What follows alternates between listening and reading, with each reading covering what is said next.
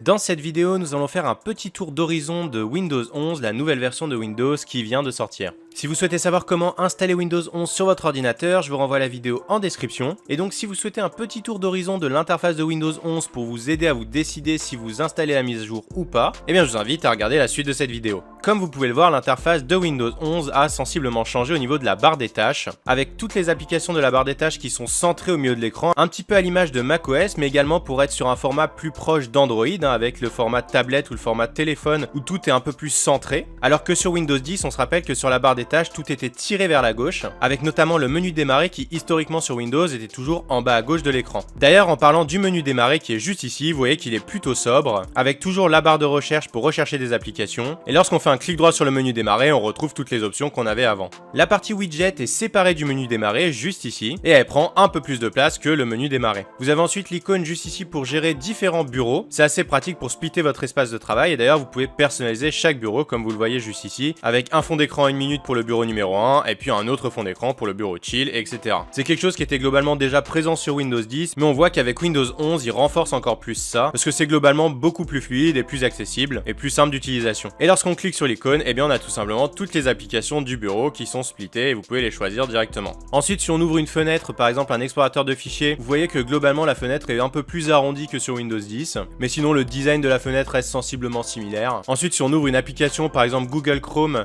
vous voyez qu'en faisant un clic droit juste ici, eh bien on peut choisir l'agencement des fenêtres. C'est assez pratique, on peut dire par exemple, ok, on met Google Chrome en haut à gauche de l'écran, puis l'explorateur de fichiers ici, etc. On pouvait déjà faire quelque chose de similaire sur Windows 10 avec les touches du clavier, notamment Windows plus les flèches directionnelles, mais avec Windows 11, la fonctionnalité est bien intégrée dans les pages, et c'est plus simple et plus intuitif à utiliser. Voilà pour le petit tour d'horizon de Windows 11, globalement ça reste quand même assez similaire à Windows 10 dans le fond, c'est surtout la forme qui change, avec une remise au goût du jour du design général, des contours un peu plus arrondis, et des éléments un peu plus centrés sur l'écran, mais globalement on s'y retrouve quand même et on n'est pas trop perdu vis-à-vis de la version précédente. N'hésitez pas à me dire ce que vous avez pensé de cette version Windows 11, et puis si vous allez l'installer ou pas. Voilà, n'hésitez pas à nous donner vos meilleures idées en commentaire, à vous abonner à la chaîne, à commenter, à liker la vidéo, et on se retrouve pour plus d'astuces et de tutos en 1 minute.